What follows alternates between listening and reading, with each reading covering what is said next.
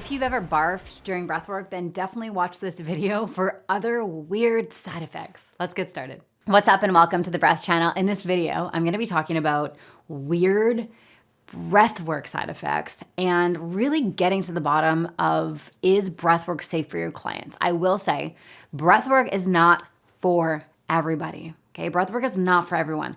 A lot of people will just throw a ton of people in a breathwork class and hope for the best, and it can actually be more harm than good with the wrong type of person. So in this video, I'm gonna be breaking that down.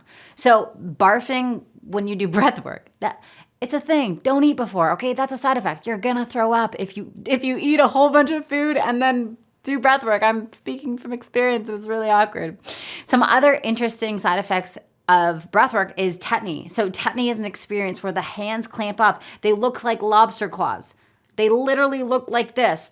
It's really interesting when at the end of a class, if you say, put your hands on your heart, and then people are like, it's a weird side effect. It only lasts for like 2 months. I'm just kidding. It goes away right away. But it's one of these things where it can be quite intense for people if they don't know what it is or don't know that it's coming.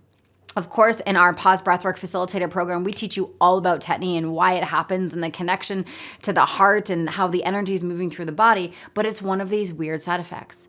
Another one is temperature changes. There'll be times when you're doing breathwork where you will be sweating your tits off. Can I say that? You'll be sweating your tits off. And other times where you're gonna be freezing cold. As the body moves energy in and out, and we are literally energetically cleansing our system, the body is going to go through interesting waves of energy. So temperature changes is another really interesting one.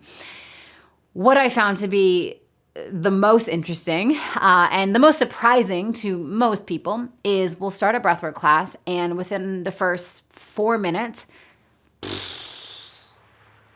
tears, just full-on tears. I remember I taught breathwork to a room of about 500 men, and I swear there was not a dry eye in the place because we're releasing all of our protectors.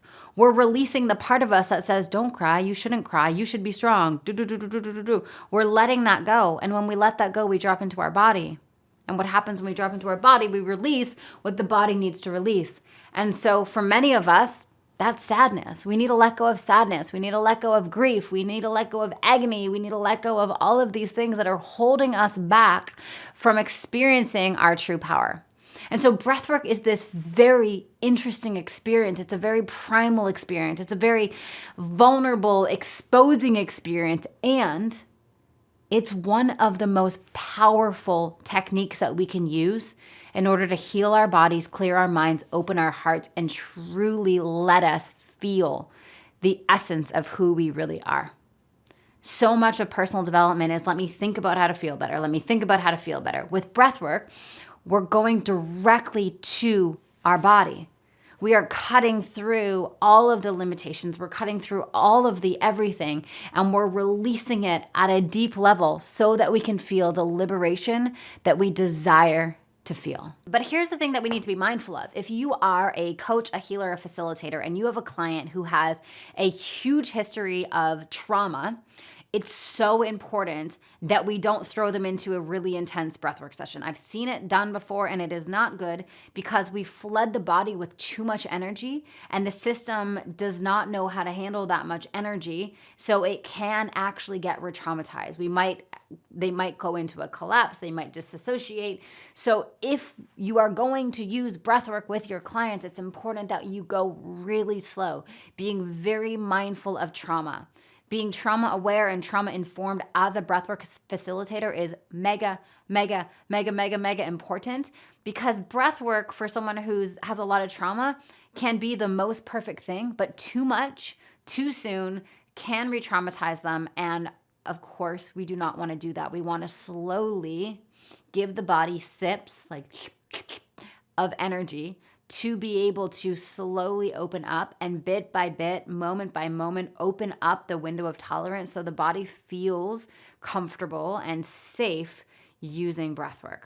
If you're doing breathwork and it's really hard to breathe because your mouth is getting really dry, then go with a nose breathing exercise. So rather than doing the triactive breath,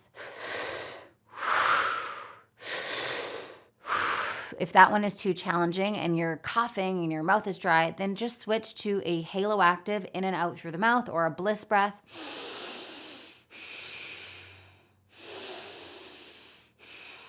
There's a video on this channel called Breathwork Techniques, and I go through the 4 different breathwork techniques. So definitely go check that one out to figure out what would be best for you as you're going through this.